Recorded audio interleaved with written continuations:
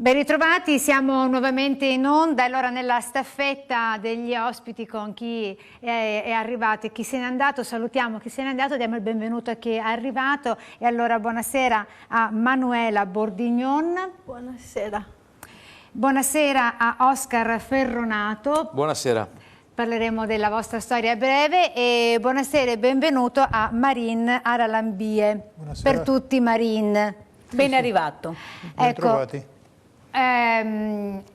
Cominciamo subito con il raccontare la storia di Ferronato. Di Oscar. Sì, di Oscar, di Ferronato. Lui mi ha chiamato e mi ha detto: io ho un problema grave col mio bambino che è 100% disabile. Ho un problema di pulmino e ho un problema di... Prego, Oscar. Scolastica. Allora, spieghiamo un po'. Allora, praticamente mio figlio è invalido civile al 100% con la legge 104, articolo 3,3. E purtroppo Giorgio è portatore di tracheostomia, vuol dire che ha un tubicino qua nel collo per respirare. Allora, è già da 1 anno e mezzo che noi chiediamo al comune di poter utilizzare il servizio del bus scolastico, perché crediamo nell'integrazione scolastica e appunto il bus aiuterebbe Giorgio ad integrarsi in maniera totale e gli crea un'autonomia e anche un'autostima personale che in un futuro gli potrà servire. Allora, il comune ce lo sta negando. Attualmente al giorno d'oggi Comune di Giorgio. Piazzola sul Brenta. Ok. Non abbiamo ancora ben capito le motivazioni, perché una volta ci dicono che c'è un problema di assistenza infermieristica, un'altra volta ci dicono che c'è un problema di problemi col bando delle gare d'appalto e così Giorgio non può... E non vive bene Giorgio? No, assolutamente. Al contrario, il comune ci dice no, il pulmino non ve lo diamo, vi diamo un sussidio per pagare una persona privatamente e vi arrangiate, ecco. E la cosa a noi non ci piace. Ecco, anche perché Oscar, diciamo, quanti anni ha il suo bambino? Allora, mio figlio ha 5 anni, frequenta la seconda scuola d'infanzia e anche per questo discorso mi dicono no, non è scuola d'obbligo. Non è scuola d'obbligo, no, Giorgio è obbligato ad andare a scuola perché fino all'età di 4 anni, per cui da quando è nato all'età di 4 anni, è vissuto tra casa e ospedale.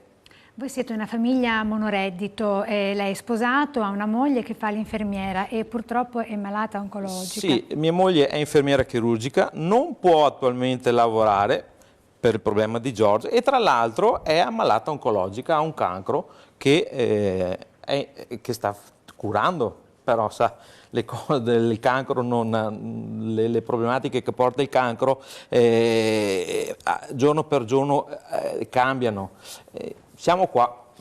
Senti Oscar, io ti vedo, guardate che è una cosa, voi vedete come raccontano queste situazioni, la raccontano proprio con una pacatezza, ma con una voglia di vincere queste battaglie. La Mirella sa cosa vuol dire vincere le battaglie, Oscar, per quello ti ho detto, guarda, solo la tua voce può far capire perché la vivi la situazione poi la trasmetti e speriamo che questo pulmino arrivi, perché come hai detto giustamente tu, io voglio integrare mio figlio, ma non solo, dopo c'è, oltre al pulmino cosa c'è? La mensa.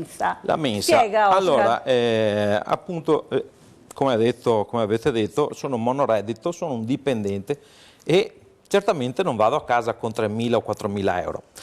Ecco, non capisco perché io come famiglia dobbiamo pagare la stessa cifra delle tasse scolastiche, tra virgolette la mensa, uguale a una famiglia normale.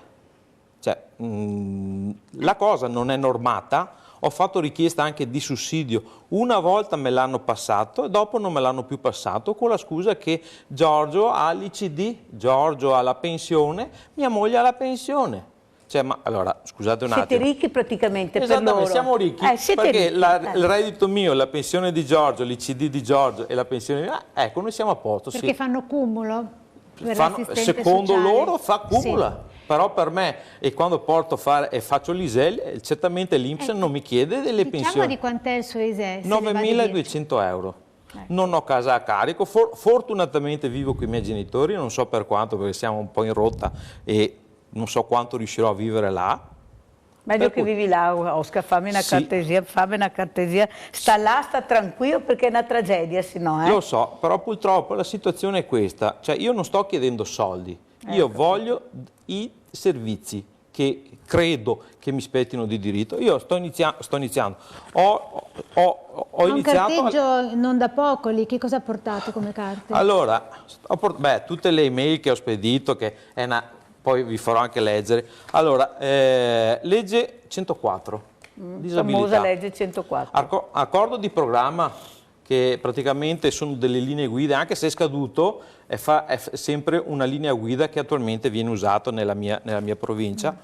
Il decreto legislativo numero 66, all'articolo 3, parla molto chiaramente, ok, e poi c'è anche il BUR qua del marzo del 2017, cioè stiamo parlando di un bambino che ha necessità di andare a scuola. Io non riesco, anche se ho i permessi, devo portare Giorgio in terapia, devo portare mia moglie a far visite di continuo, per cui le ore di permesso del 104 me le mangio là, certamente non posso mangiarmi per portare Giorgio a scuola. Allora guarda Oscar, io ti prometto una cosa, intanto che la prossima settimana andremo con tutte queste carte in regione. Andremo a verificare, a vedere, c'è un ufficio apposta, io sono già andata a vedere, però avevo bisogno delle tue carte, perché giustamente se io non avevo le carte non potevano darmi una risposta.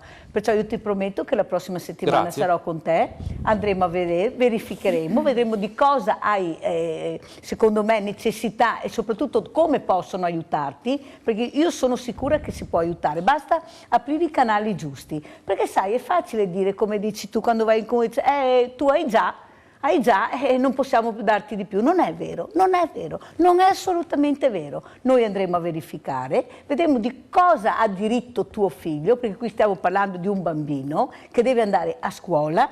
Tu hai una moglie che, avete sentito, ha un cancro, cioè non so, io non lo so, però io sono sicura che qualcosa troveremo e poi vi metteremo al corrente, vero Anna, come facciamo tutte le settimane con la nostra puntata. A tal proposito, Marin, intanto grazie per essere venuto qui nei nostri studi. Grazie Marin. Grazie. Ecco, noi l'abbiamo conosciuta per la questione appunto delle banche venete con il suo assedio alla Veneto Banca. Si era piazzato lì con la sua macchina perché dice mi hanno preso buona parte dei soldi, quanto? Più di 100.000. Più di 100.000 euro. E c'era anche una denuncia nei suoi confronti da parte dell'istituto di credito che è stata ritirata. Sì, è vero. Ecco, lei è molto emozionato, però tiri fuori tutta la grinta che fino adesso ha dimostrato di avere nel momento in cui è venuto qui per far valere le sue ragioni, Marin. Allora, lei innanzitutto aveva anche il sequestro, ha avuto anche il sequestro della macchina, adesso è stata dissequestrata la macchina con cui si era insediato nella piazza di Veneto Banca a Montemelluna. Sì, è vero. Adesso che cosa sta facendo lei come azione di rappresaglia per tornare in possesso dei suoi soldi? Io, come ho visto scritto sui giornali, non sono venuto neanche qua, neanche a Montemelluna per fare lo show. Come hanno scritto, non sono venuto, non mi ha chiamato nessuno da casa prima del Natale, nessuno mi ha chiamato la casa, nessuno mi ha detto cosa devo fare. Io ho provato di tutto per avere i miei soldi prima di un anno fa. Lei è venuto qui in studio con la bandiera, col tricolore, con la scritta aiuto. Sono ancora nella speranza. Qua per me rappresenta due cose. Il popolo chiede aiuto allo Stato e anche lo Stato chiede aiuto al popolo per pulire quella che è marcio. Per pulire quello che è marcio. Ecco, Don Giorgio ha sentito, perché c'è del marciume in tutto questo, ovviamente. Senz'altro queste mancanze, adesso non è che mi metto a fare l'economista, però a livello istituzionale c'è stato qualche imbroglio, non è una disgrazia così, basta. Attualmente, io ripeto a dire, le varie istituzioni devono collaborare insieme, cioè i servizi sociali oppure anche chi doveva controllare soprattutto. Cioè la questione sta a monte, se è stato un imbroglio, oppure magari se uno non sapeva che era una speculazione, per cui da quello che sento buona parte no, non lo sapeva, parliamo di gente, non lo sapeva, quindi non c'è neanche trasparenza in questo. mancanza di trasparenza, mancanza anche di vigilanza, mancanza di controllo. Allora, chi deve fare questo? Quindi inutile io faccio contro l'impiegato che mi ha fatto fermare, no, devo un po' prendere con chi non ha vigilato, ripeto il concetto. Ecco, sono tante storie ingarbugliate, come ingarbugliata... Perché c'è un referente, Ce cioè n'è è più di possibile uno. nella vita civile non c'è nessun responsabile, vita militare c'è un responsabile. Cosa Vita vuoi dire, civile Marin, no. che ti vedo un po'... Cosa vuoi dire? Cosa stai dicendo? guardando tra Diceva il quelle signore dei servizi sociali, non c'entra niente i servizi sociali con la situazione creata secondo a mio avviso, quella che vedo scritto a volontà con il decreto salva banche. Cosa vuol dire salva banche? E i risparmiatori dove sono? Salvano le banche, non i No, Don risparmiatori. Giorgio si riferiva al caso di scusa. Oscar, quindi faceva riferimento al bambino e agli Al enti bambino, assistenziali, in questo certo, senso. Avete ragione, Sì. chiedo- Cioè, siccome è stato presentato prima anche il caso Di suo, Oscar. quindi devono intervenire anche questi servizi sociali per questo, perché la loro firma... Cioè io ho anche una grande stima verso tante persone che lavorano, non posso dire no, ho avuto anche dei risultati positivi. Mi sono scontrato con alcuni, ma Sì, se mi altri... permette, dei servizi sociali, una dottoressa, cioè un assistente sociale che mi viene a dire a me che non è integrazione scolastica far salire Giorgio su un bus scolastico, qua ragazzi, non che siamo, Quindi c'è bisogno di un pulmino per il No, il piccolo pulmino Giorgio. c'è perché mi passa davanti a casa. Ecco, però non si ferma. Non si ferma. E perché non si ferma? Gliel'hanno Perché, giustificata? Allora, ci sono tante giustificazioni che mi stanno tirando fuori. Noi chiediamo questo pulmino che si fermi, quello che chiediamo è che ci sia una persona vigile, un nonno vigile, un volontario che mi guardi Giorgio. Dal tragitto sono 5 km, per cui sono 10 minuti andata e 10 minuti ritorno. Non è che costi chissà quanto una persona del genere. Non serve neanche una persona certificata, un medico, un infermiere. Basta un accompagnatore, Perché noi diciamo. Giorgio lo conosciamo e siamo, a maggior ragione con mia moglie, con la laureata in infermeria, sappiamo bene le problematiche che ha nostro figlio. Perché se Giorgio la mattina si sveglia e passa la notte male, vuol dire aspirarlo 20 o 25 volte, vuol dire che alla mattina non lo mandiamo a scuola. Perché Giorgio lo aspiriamo prima di partire da casa e alla scuola ha già il suo operatore che lo aspetta con l'aspiratore. Senta Oscar, praticamente voi avete questo pulmino che vi passa davanti a casa, che prende gli altri bambini, però il vostro non lo può prendere perché non c'è una persona che lo accompagni. Esatto. E questa è la motivazione? Esattamente. Loro dicono no, noi non siamo obbligati a prendere in carico Giorgio, perché non è una scuola d'obbligo. No, mi dico che qui è una scuola d'obbligo, in primis perché per la situazione di mio figlio di come ha vissuto i primi 4 anni. E dopo, mi scusa, anche la Costituzione, l'articolo 3 lo sancisce, diritto allo studio passa anche per il trasporto. Allora ragazzi. diciamo Oscar che se qualcuno vuole chiamare o mandare una mail alla Rete Veneta e Veneti Scherzati per aiutare Giorgio e accompagnare questo bambino, magari anche un nonno, una nonna, Certamente. ecco, noi a braccia aperte accogliamo questa Certamente. persona. Noi non chiediamo che sia una persona qualificata, noi lo conosciamo, siamo disposti insieme al centro foniatria dove è seguito Giorgio di fare una relazione, come posso chiamarla? Sì, una relazione, uno scarico di responsabilità. Perché appunto lo conosciamo, sappiamo bene. Eppure mi stento a credere, perché io che conosco le associazioni di volontariato che operano nel territorio, come portano gli anziani, cioè possono anche portare Brava. questo bambino. Allora, all'inizio mi avevano fatto la proposta, però qual è il discorso? Il pulmino no, però c'è l'Auser a Piazzolla, ecco, però Giorgio dovrebbe montare su un pulmino Auser. Allora, innanzitutto è un bambino che non deambula, per quel poco che deambula, non è in sedia a rotelle. Dopo, seconda cosa, loro non riescono a garantirmi in quel momento che ci sia sempre lo stesso operatore, perché continuano a cambiare.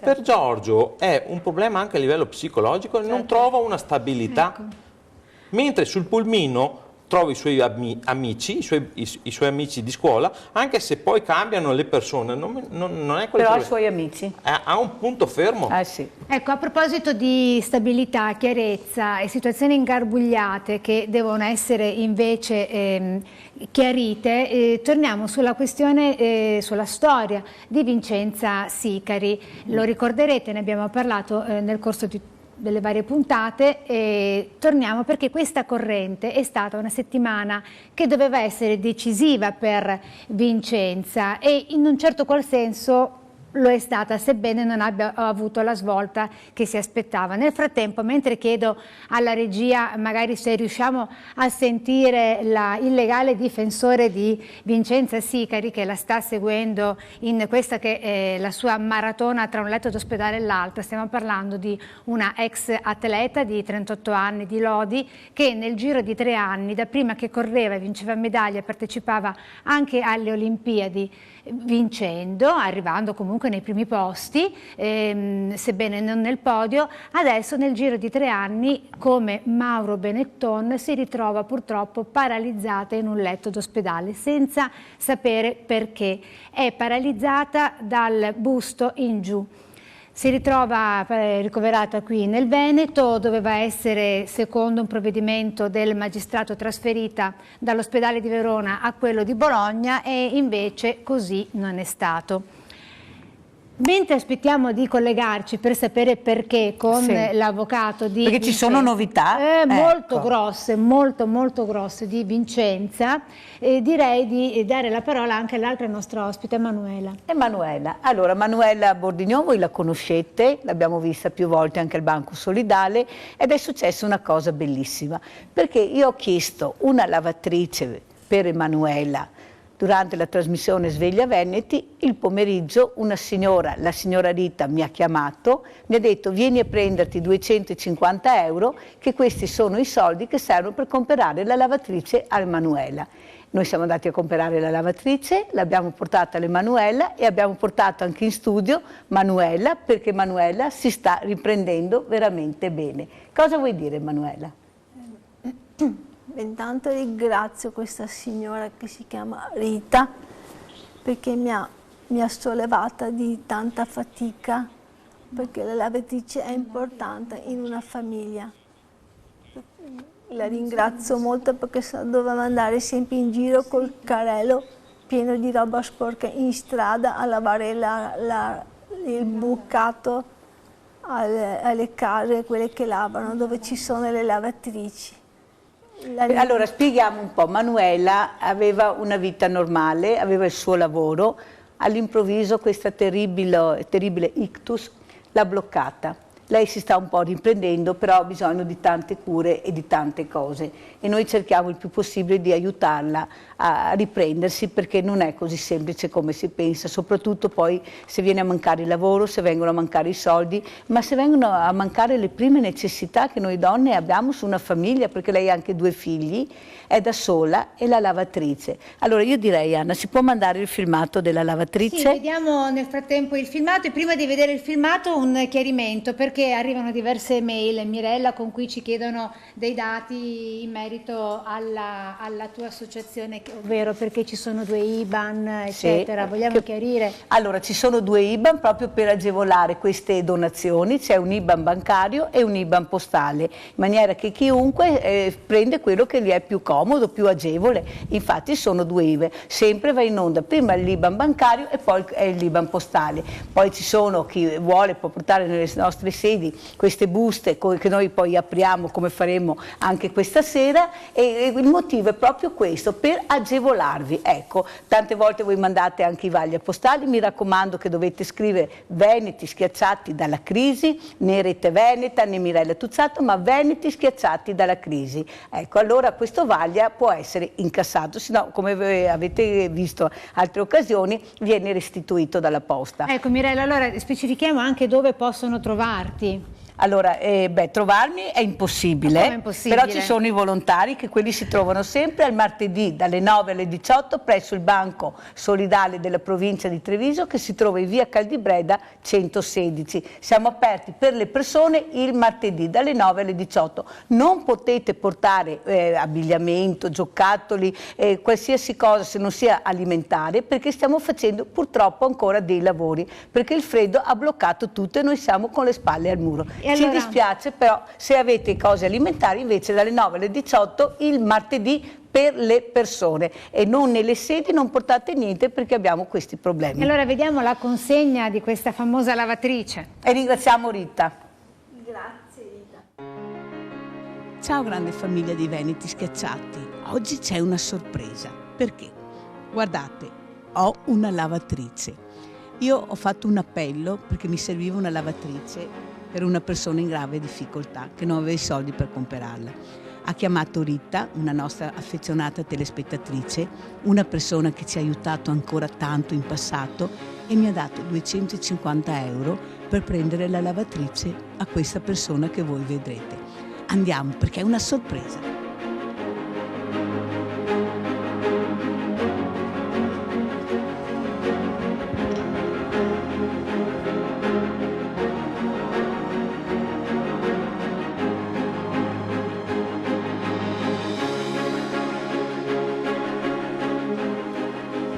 È una sorpresa. Manu! Permesso. Manuela, hai visto che sorpresona? Che bello, grazie. Sono 3 settimane che siamo senza. 3 settimane. Hai visto che sorpresona? Che bello. Avete visto che abbiamo portato la lavatrice a Emanuela, perché Rita ha voluto essere molto vicina a te, sai? Cosa vuoi dire a Rita che ti ha fatto questo regalo? Io la ringrazio perché sono 3 settimane che dovevo andare a lavare fuori la roba ed è faticoso per me. Dovevi far lavare fuori la roba perché è faticoso, ma nessuno ti aiuta, Manuela. In questo momento i ragazzi sono, ma mia madre è un po' vecchia, non si può. Non si può pretendere tanto da questa mamma già tanto provata, è vero, perché sua mamma la aiuta tanto, devo dirlo, però ha anche i suoi anni, perciò non è che possa stare qua sempre con Manuela e aiutare. Dai Manu, tira via sto cellophane, dai Manu, dai, dai Manu, aspetta che ti do una mano. Mi sembra di avere una bambina, lei ogni volta che mi vede è così, lei ha bisogno proprio di sentire il calore umano. Perché io rappresento tutta la grande famiglia dei Veneti Schiacciati e di calore io ne ho tanto, grazie a voi, ma veramente grazie a voi. Tiro anch'io, come se chi diceva sana una volta. E alla grande famiglia di Veneti Schiacciati cosa vuoi dire? Grazie che se non c'eravate voi non ce la facevamo. Mi avete aiutato tanto. Io voglio bene alla Mirella. Voglio tanto bene perché mi ha dato un po' di luce nella strada che prima non vedevo.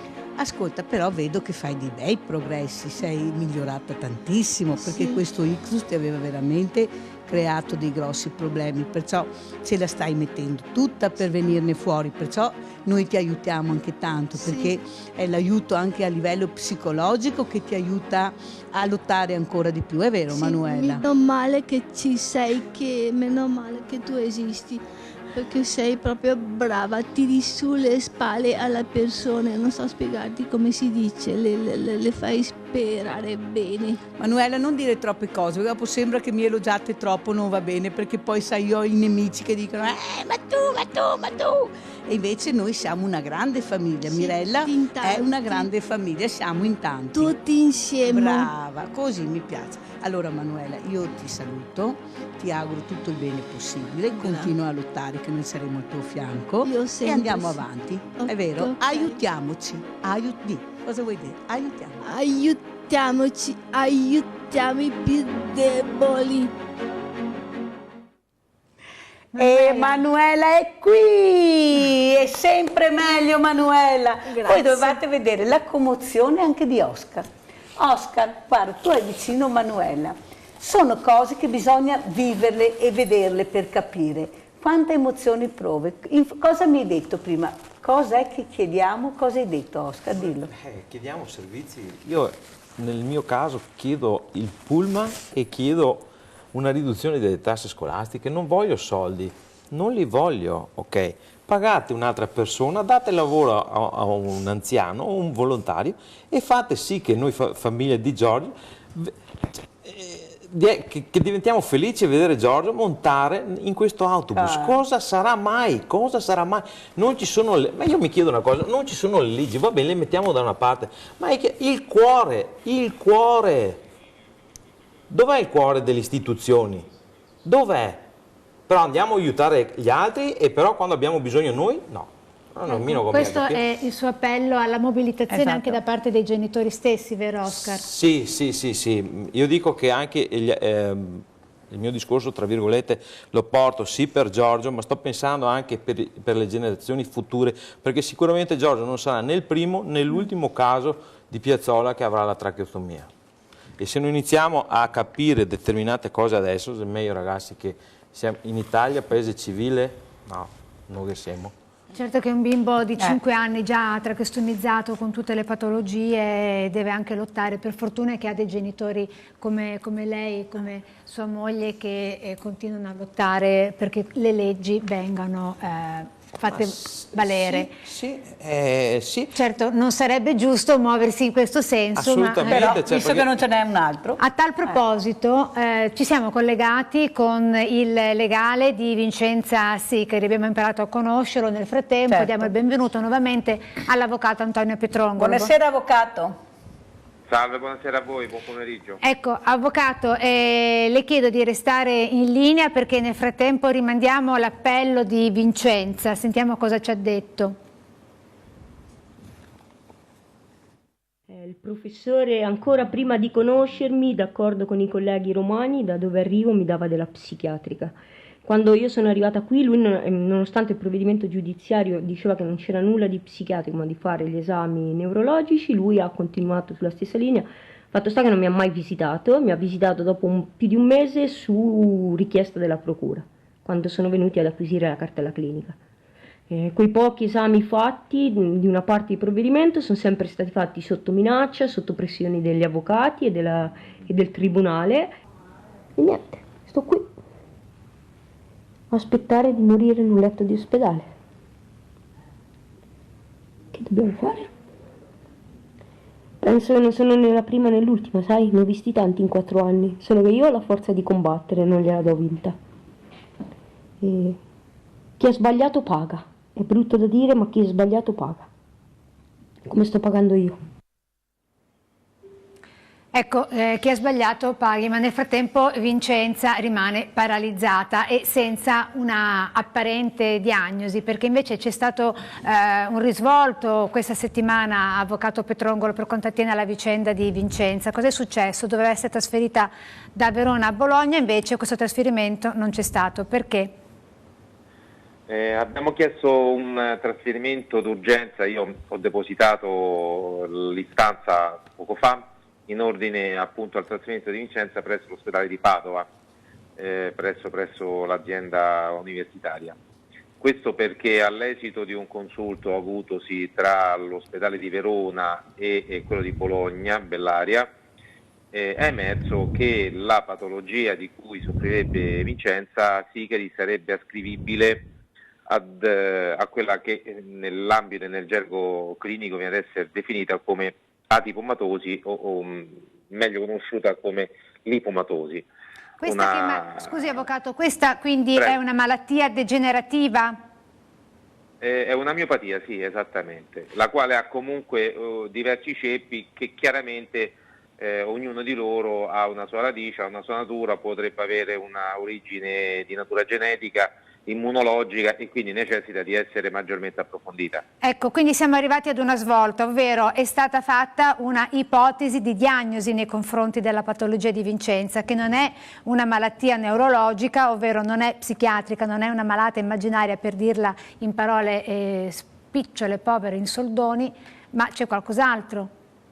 Esattamente, questa ipotesi di miopatia è stata formulata appunto dal professore Liguori del Bellaria di Bologna, contrariamente invece a quanto asserito a me da parte dell'azienda ospedaliera di Verona, la quale aveva reputato non significativi quelle che erano comunque le analisi espletate presso di loro e anche quelle precedentemente fatte presso gli altri istituti.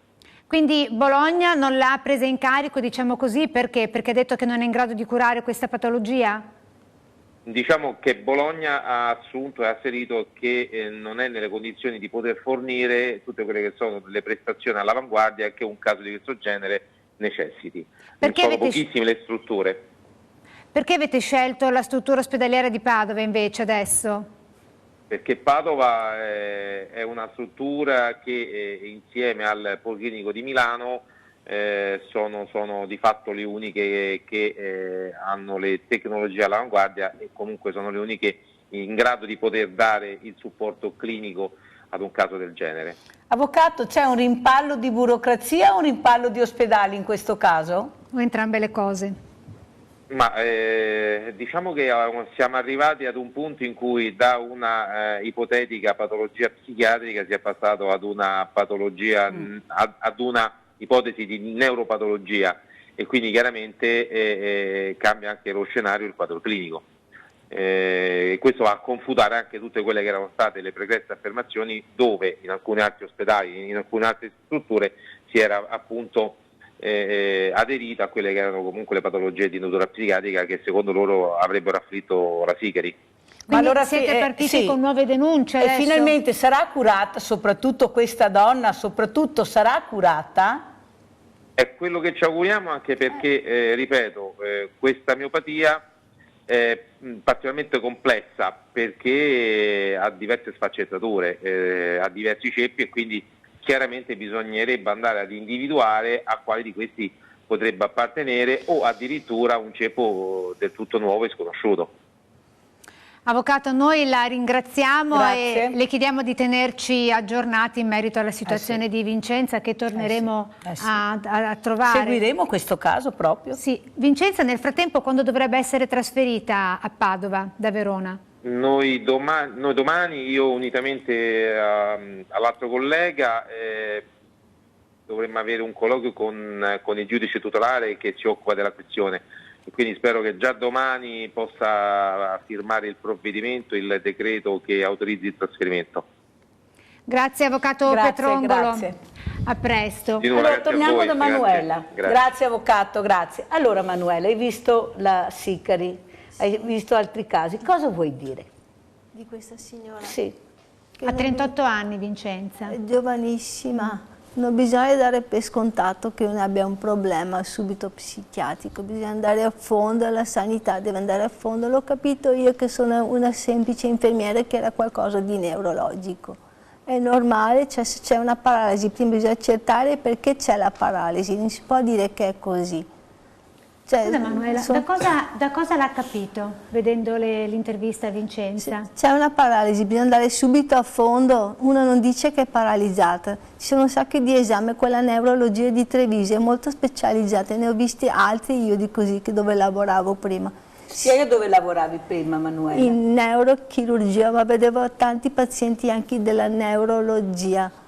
Abbiamo visto dove c'erano pazienti anche molti in carrozzina e tanti medici sono andati a fondo di queste paralisi e c'era sempre una risposta medica non psichiatrica, c'era sempre, ci deve essere la risposta, non si può essere così superficiali in questi tipi di malattie, bisogna andare sempre a fondo e cercare fare diagnosi subito, non aspettare perché più aspetti peggio è, perché sono malattie che vanno via velocemente queste cose qua. Nel frattempo ho notato una cosa che mi piaceva anche magari inquadraste nel dettaglio gentilmente dalla regia. Manuela e Oscar che si tengono per mano, stretti. Mi dà coraggio. Vi ho detto prima che lei vuole sempre sentire il calore umano, lei ha proprio bisogno di questo calore, vedi, la fa anche rilassare e lei parla sempre meglio. Avete sentito dall'inizio come un po' alla volta lei riesce a parlare, perché è proprio il calore umano. Io ho bisogno, da quando ho avuto questa malattia, sono molto insicura, non sono più quella di prima, ho bisogno di sempre qualcuno accanto che mi dia è come un supporto, perché non sono più quella di prima. Come eri prima, Manuela, prima della malattia? Ero una scheggia, ero velocissima, facevo tutto. Adesso il sostegno da parte dei tuoi colleghi si manifesta? Colleghi di lavoro? Sì. Non ho visto neanche uno che è venuto a trovarmi a casa, forse per il lavoro sono impegnati, non lo so.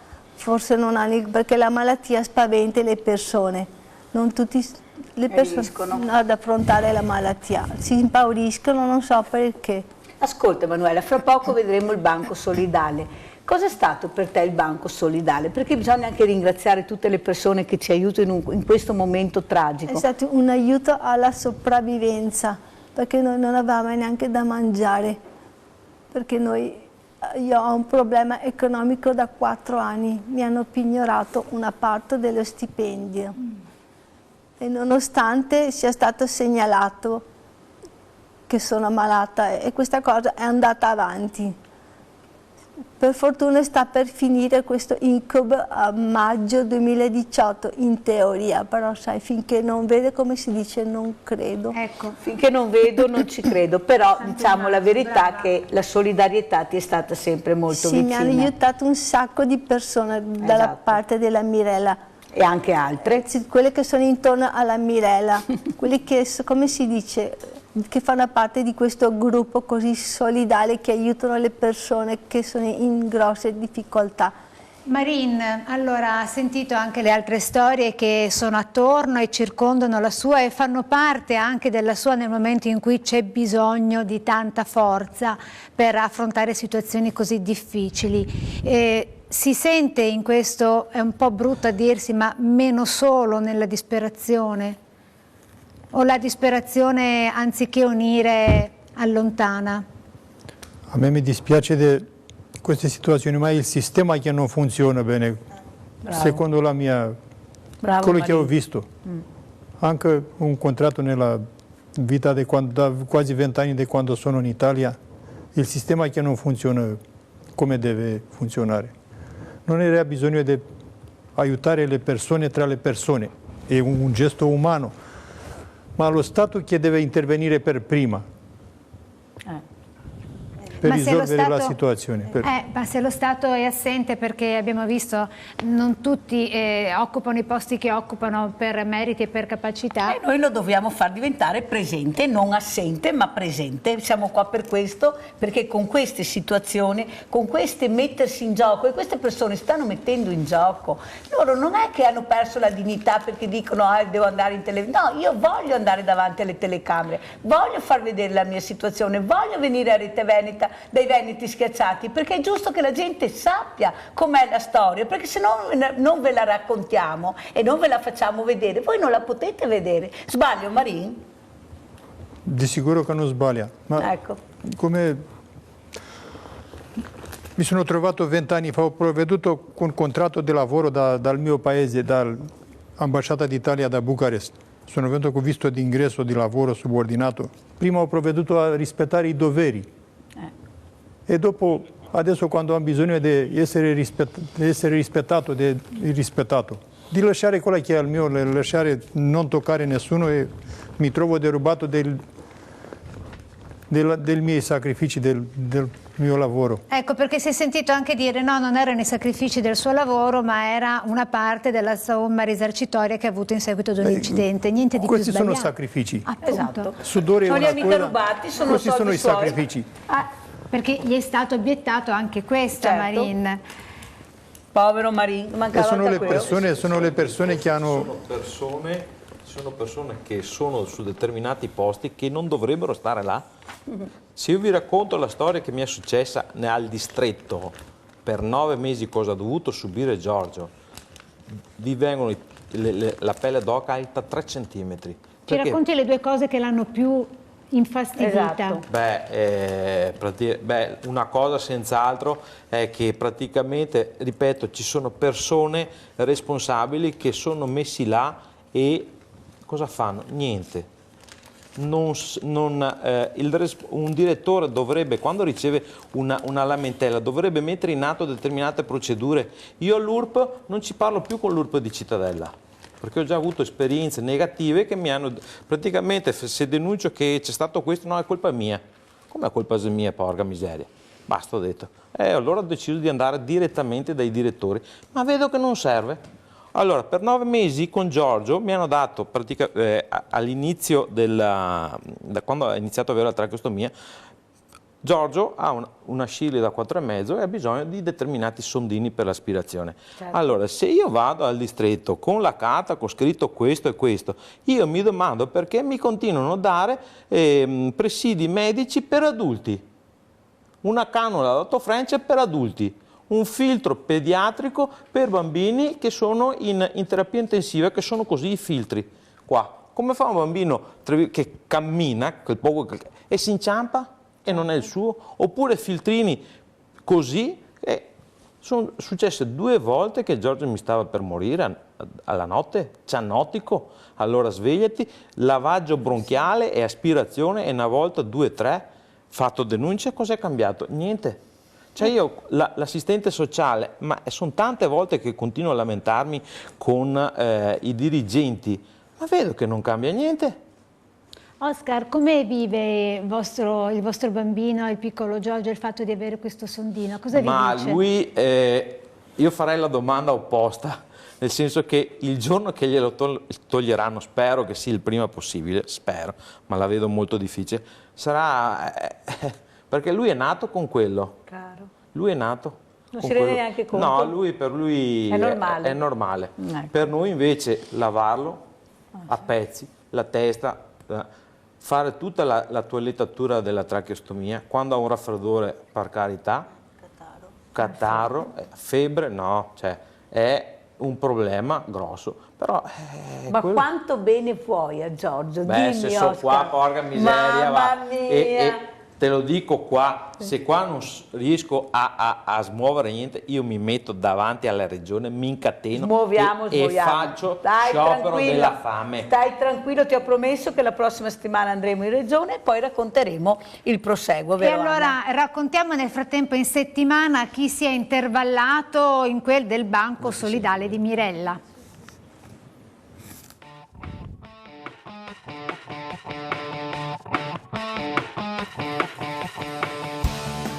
Oggi il signor Marco ha portato una spesona che è composta da latte, riso, pasta, biscotti, che oggi daremo fuori a tutti quanti i componenti che vengono qui praticamente. E poi abbiamo la spesa della Coldiretti di Venezia che ha portato questi 5 pacchi e fra poco li apriamo per vedere cosa c'è dentro e la distribuiamo. Qui abbiamo dell'olio, sempre olio, maggior parte e un po' di vino anche un po' di vino. Questo radicchio variegato viene dalla signora Marica di San Biagio di Calalta, che ha un'azienda agricola. Poi ci hanno portato il signor Scomparin di Preganziò, ci ha portato questo meraviglioso radicchio rosso.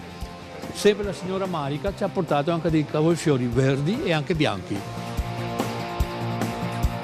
E qui nel frigo abbiamo la carne che il signor Alessio, la signora Maria, il signor Guido ce l'hanno consegnata. È un maialino che non è la prima volta che ce lo portano, sono già 2 o 3 volte che ci chiamano e noi andiamo a prenderlo. Entriamo nel vivo del carnevale e poi, come potete vedere, i vestiti, le stelle filanti, i coriandoli. Oggi regaleremo queste cose che a sua volta ci sono state regalate e, ripeto, per essere regalate. La Mirella ha si è approvvigionata di vestiti che la gente ci ha portato e siamo contenti oggi di distribuirli, così i bambini potranno sfilare a scuola e diciamo fare le loro festicciole e non saranno diversi dagli altri. Tutti i bambini e anche quelli che non hanno tante possibilità potranno divertirsi anche con le maschere, i coriandoli e tutti gli accessori diciamo per Carnevale, potranno divertirsi anche loro, anche per la sfilata dell'ultimo di Carnevale, insomma. Trovo i libri perché non ho la televisione, la mia televisione sono i libri. Mi è sempre piaciuto leggere, qua trovo sempre qualcosa, perché sono interessato alla storia del Novecento, ma trovo anche altre cose, tutto è. Trovo sempre qualcosa. Ecco perché a casa ho un sacco di libri. E i leggo.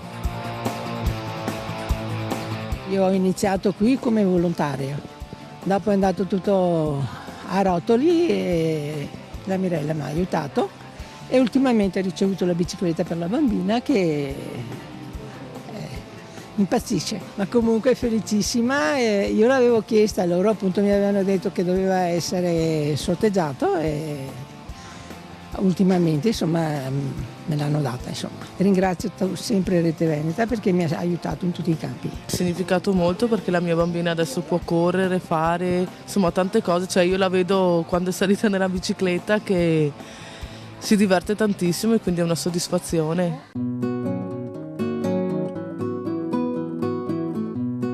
E poi c'è un'altra storia drammatica, come succede quando si entra nel banco solidale, di questa donna, Claudia, che nonostante lei abbia ricevuto la pensione di suo marito, però la pensione viene automaticamente prelevata perché loro avevano molti creditori.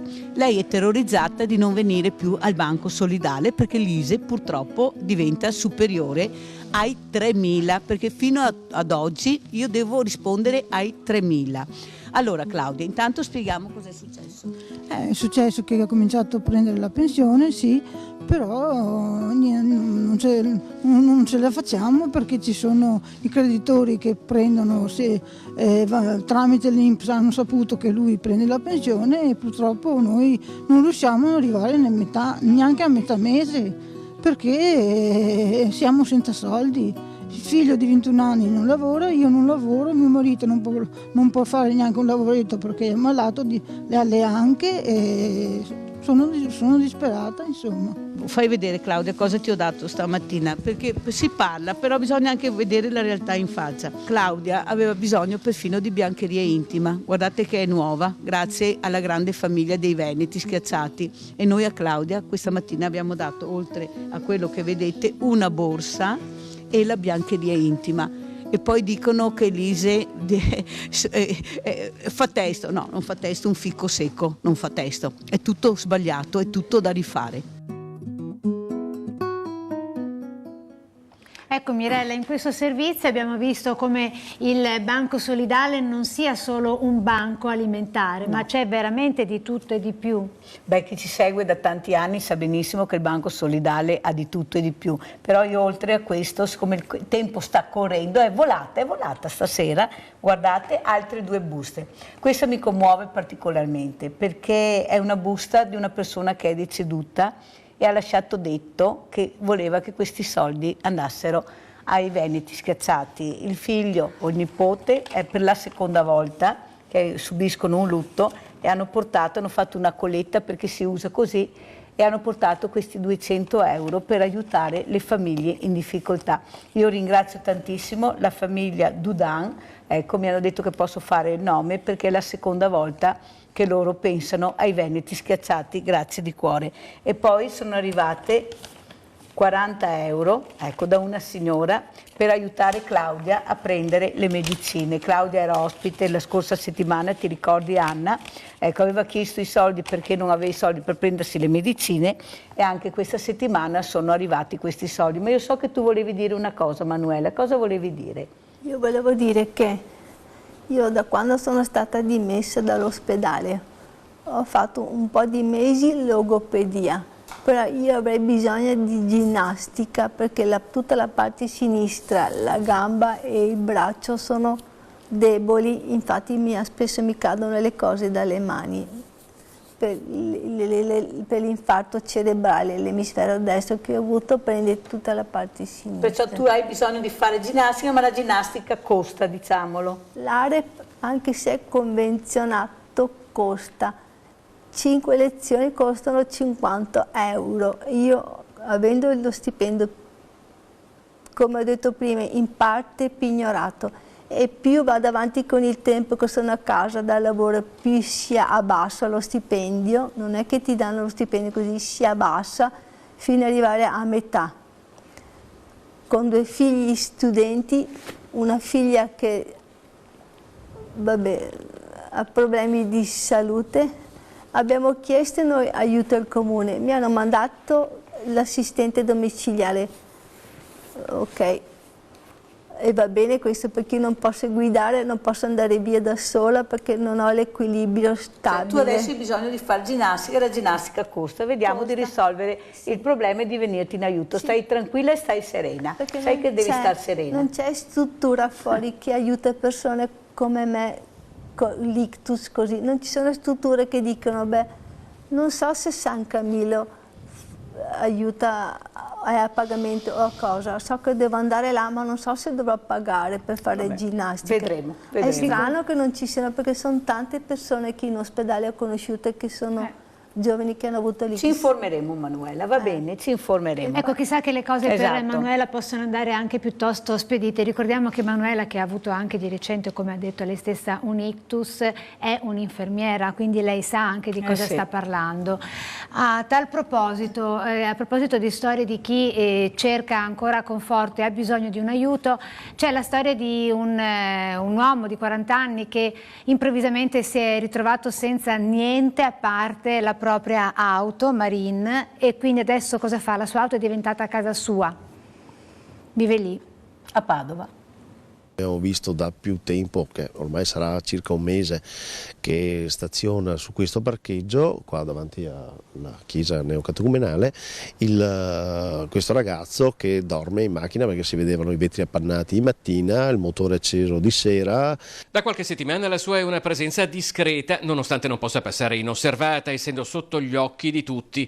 Appena visto le nostre telecamere ha preferito allontanarsi, ma la sua vicenda ha colpito tutti alla stanga. Di circa 40 anni, di origine campana, ha perso il lavoro, ha raccontato di essere idraulico e si è allontanato da casa in cerca di fortuna. Abbiamo chiesto se potevamo dargli una mano, ogni tanto qualcuno gli lascia qualcosa fuori dalla macchina, dove lui, in questa zona qua dove lui staziona, in modo da potergli dare una mano. Poi gli abbiamo comunicato che qui in parrocchia San Pio X c'è anche il pane per i poveri, se eventualmente ne avesse bisogno, ma lui è stato molto dignitoso, si stava preparando peraltro il pane in macchina, una cosa che mi ha colpito incredibilmente.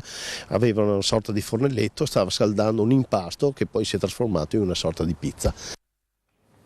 Ecco, non abbiamo intervistato l'interessato perché non ha voluto al momento farsi intervistare, proprio perché, come si diceva prima, pensa che sia lesivo della sua dignità. Invece, come si mostrano tutti i nostri ospiti, le storie vanno raccontate perché ci sono, ed è inutile nascondersi dietro la vergogna, perché non bisogna avere vergogna di mostrarsi nel momento in cui si ha bisogno di aiuto. Dobbiamo anche dire la verità che non sono riuscita ad andare su a Padova e non ce l'ho proprio fatta questa settimana perché avevo altri casi veramente, però la prossima settimana seguirò anche questo caso. Vediamo, perché bisogna vedere se lui vuole essere aiutato, se cerca aiuto noi saremo presenti. La prossima settimana vi racconteremo anche questa storia e speriamo sempre a un lieto fine. Ecco, anche perché, Don Giorgio, com'è che si suol dire? Aiutati che Dio ti aiuta e non soltanto.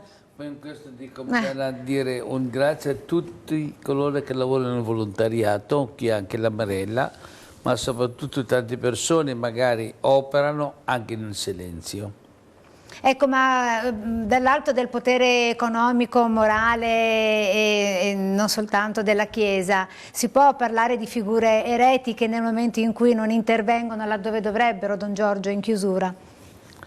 La chiusura, senz'altro, io penso, il cuore batte, diciamo, bisogna battere sul cuore, non sono obbligato di farlo, però io dico una cosa, per noi cristiani non chiediamo che venga tolto il cibo per darlo agli altri, ma almeno il superfluo deve essere dedicato agli altri. Ecco, Marin, cosa chiede lei nel momento in cui ha bisogno di rientrare della somma che le è stata sottratta dalle banche? Continuerà con la sua battaglia, continuerà con la sua lotta? Sì, solo che ho interrotto per problemi di salute a una persona molto cara a me, che quando sono la sfortuna della vita mi ha inginocchiato con occasione dell'infortunio, non mi ha mai lasciato, poteva. È per questo motivo che ho lasciato quel posto, ma prima possibile continuerò quella che ho iniziato l'anno scorso, senza che sono stanco, senza tanto che esistono le persone che hanno un cuore così povero nei sentimenti umani come sono quelli che hanno ridotto le famiglie, i risparmiatori le hanno ridotto in queste situazioni. Bravo Marino. Che non sono degni di chiamarsi uomini, diciamo, come hanno distrutto tante famiglie. I giudici che giudicheranno i casi, a chi mettono in conto le persone che sono tolte la vita per questa situazione? A chi mettono in conto? Esatto. Con questi interrogativi aperti, nel frattempo salutiamo anche Marina e nel frattempo Oscar, nell'accoglimento di un figlio disabile, un piccolo e giovanissimo figlio disabile di appena 5 anni, il ruolo del padre nel momento in cui continua a lottare con forza, cuore ma anche durezza. Sì, io mi sono sempre ritenuto antinconformista, io non mi fermo davanti a niente. Bravo. Se trovo, chiamiamole escamotage, però la possibilità di aiutare mio figlio lo faccio legalmente, naturalmente, e non permetto che le istituzioni che non hanno voglia di lavorare mi fermino, perché non è giusto. Io le tasse le pago alla grande anche, non è che non le paghi, le pago. E qua non sono venuto qua per piangere, no, mi sono qua per reclamare dei diritti, ok, allo studio che ha mio figlio. Cosa è successo questo? Beh, pazienza, mi è successo sta roba qua, è un periodo della mia vita, della nostra vita, che abbiamo bisogno dei servizi. Ripeto, io non voglio soldi, che questi soldi qua li paga una persona, una terza persona, non che mi guarda uno scaricabarile alla fine, perché è uno scaricabarile. Va bene, la prossima settimana in regione andremo a verificare cosa si può fare per questo. Grazie. Per Giorgio, grazie, Giorgio caro, sì. Quindi grazie a tutti gli ospiti che sono intervenuti questa sera. Vi ricordo l'indirizzo email come sempre per scriverci e raccontarci le vostre storie. Lo vedete, veneti-@reteveneta.it. Mirella, grazie anche per questa serata. Anna, grazie a te. E ciao, ci vediamo la settimana prossima. Aiutiamoci.